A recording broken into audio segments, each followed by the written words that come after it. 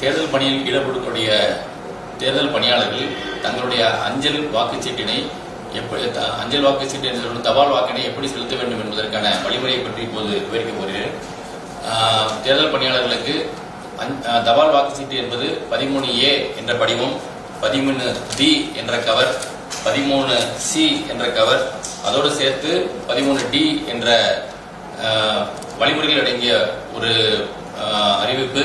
அதே போல அவர்களுக்கான எந்த சட்டசபை தொகுதியில் வாக்காளர் இருக்கிறோ அந்த தொகுதிக்கான ஒரு தபால் வாக்குச்சீட்டு இவை அனைத்தும் அவர்களுக்கு வழங்கப்படும். பொதுவாக உங்களுக்கு தேர்தல் பணியில் ஈடுபட பணியாளர்கள் அவர்கள் பயிற்சி பெறக்கூடிய இடத்துல இதற்கான ஃபெசிலிட்டேஷன் சென்டர் இருக்குது.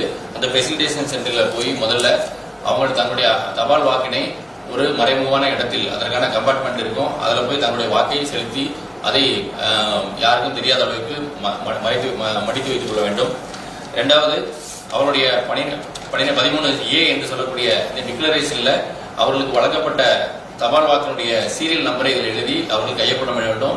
கையொப்பமிடுவது மட்டுமில்லாமல் அங்கே இருக்கிற ஒரு கெசட் ஆபீசரிடம் இவர் தான் தன்னுடைய வாக்கை செலுத்திருக்கிறார் என்பதற்கான ஒரு அத்தாட்சியை அவர்கள் பெற வேண்டும்.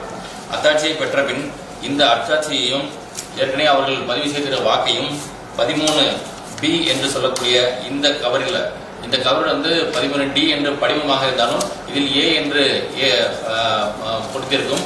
இந்த கவருக்குள்ள இந்த அஞ்சல் சீட்டை வைத்து தாங்கள் வாக்களித்த அஞ்சல் சீட்டை வைத்த பின்னால அந்த அஞ்சல் சீட்டை ஒட்டிய பின் இந்த அட்டஸ்டேஷன் என்று சொல்லக்கூடிய 13A படிவத்தையும் இதையும் சேர்த்து அவர்கள் 13C என்று சொல்லக்கூடிய B கவருக்குள்ள உள்ள வைத்து இதை திரும்பவும் முடிவிட வேண்டும்.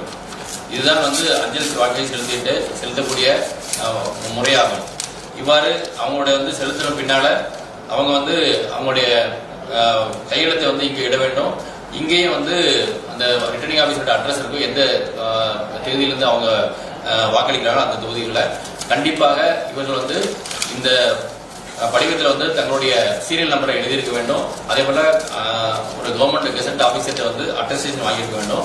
அப்படி வாங்கலைன்னா அது செல்லாதாக்கப்படும். அதனால் இந்த நடைமுறையை பயன்படுத்தி அனைத்து வாக்குச்சாவடிக்கு பணிக்கு செல்லக்கூடிய தேர்தல் அலுவலர்களும் தங்களுடைய வாக்கை முறையாக செலுத்துமாறு அன்புடன் கேட்டுக்கொள்கிறேன்.